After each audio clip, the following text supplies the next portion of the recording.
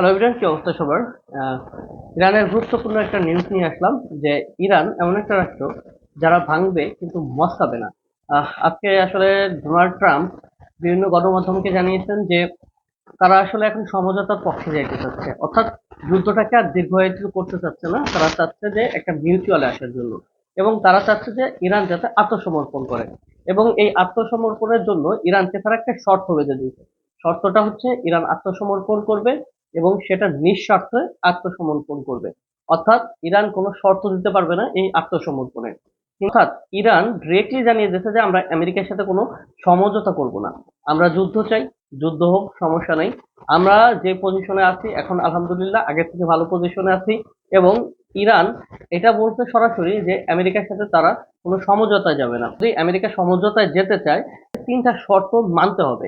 একটা শর্ত হচ্ছে পুরো মিডিল ইস্টে যতগুলো ঘাঁটি আছে এই একটা ঘাঁটিও সে রাখতে পারবে না, অর্থাৎ আমেরিকার যত ঘাঁটি আছে ইরান থেকে সব সরায় ফেলতে হবে।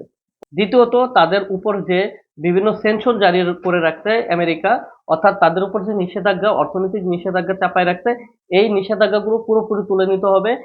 ইরানের উপর কোনো নিষেধাজ্ঞা থাকা যাবে না।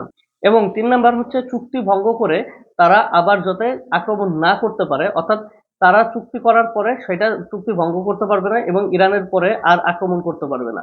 এই তিনটা শর্ত যদি মানে আমেরিকা, তাহলেই ইরান সমঝোতার পক্ষে হাঁটবে।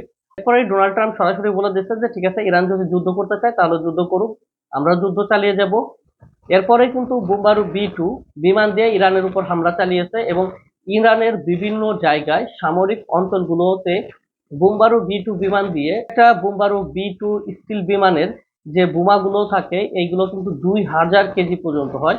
এই ২০০০ কেজি ওজনের প্রায় ২০০টা বোমা হামলা করছে আমেরিকা ইরানের উপরে। অবস্থা আসলে খুবই খারাপ। বাট ইরান এমন একটা রাষ্ট্র যারা আসলে সমঝোতা চায় না, তারা আসলে যুদ্ধ চায়। তারা আসলে আত্মসমর্পণ চায় না, তারা মরতে চায়। তারা চায় তাদের শহীদী মৃত্যু হোক, কিন্তু কোনো সমঝোতা চায় না।